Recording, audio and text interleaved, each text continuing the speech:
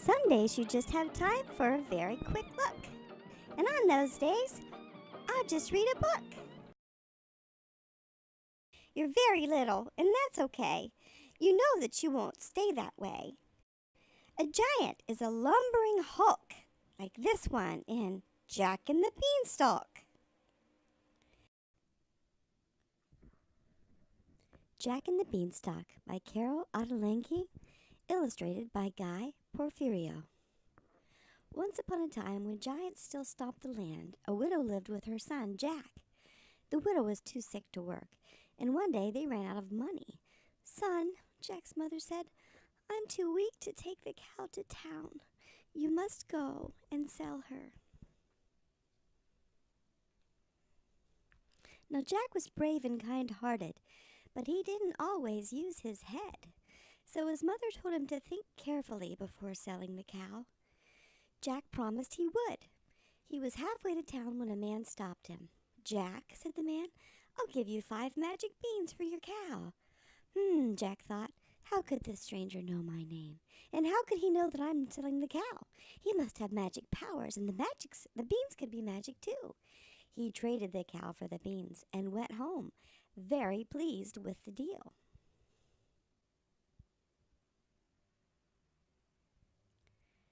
His mother was not pleased. "You were tricked, you silly boy. There are no such things as magic beans." Angrily, she threw the beans out the window. "Now we have no cow and no money," she said. "What shall we do?" The next morning, something tickled Jack's nose and woke him up. Surprised, Jack saw that a huge leaf had poked in his window. He pushed it away and peeked outside. A thick beanstalk stretched up, its top hidden by clouds.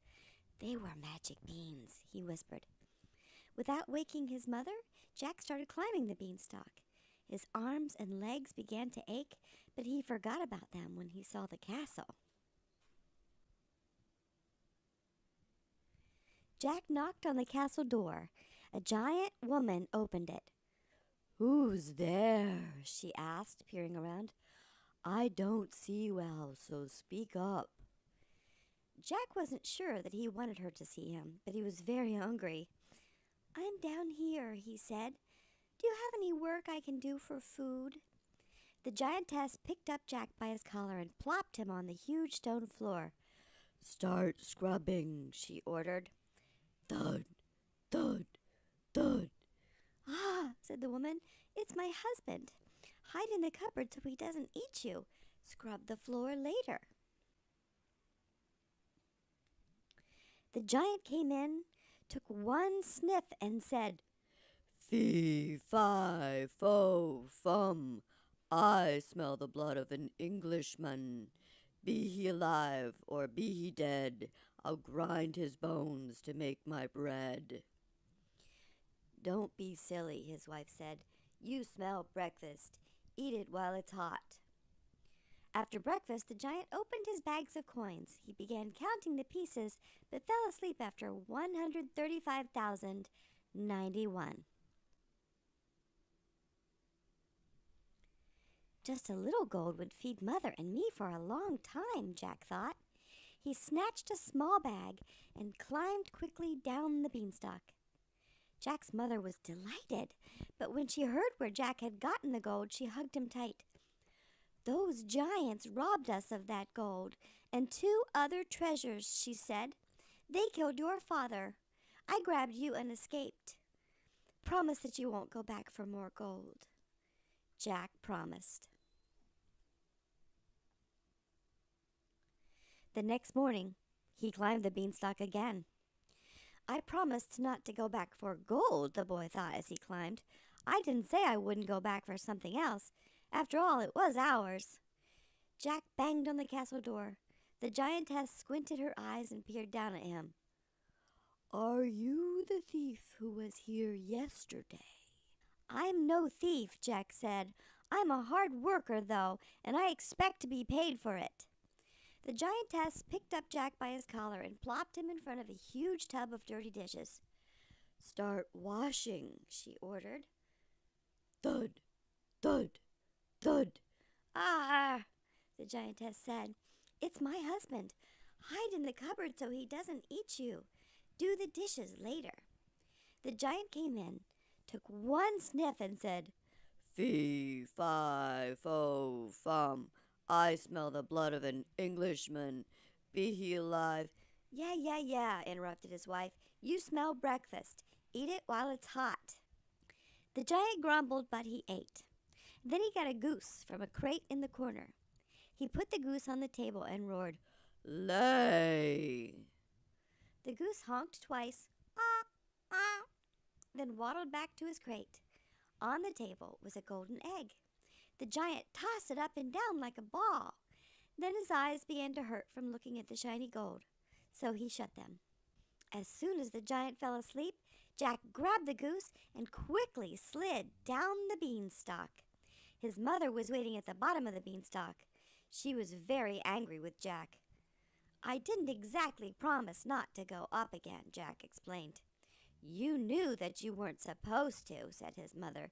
Go to your room. Jack knew that he shouldn't, but the next morning, before his mother woke, he climbed to the castle.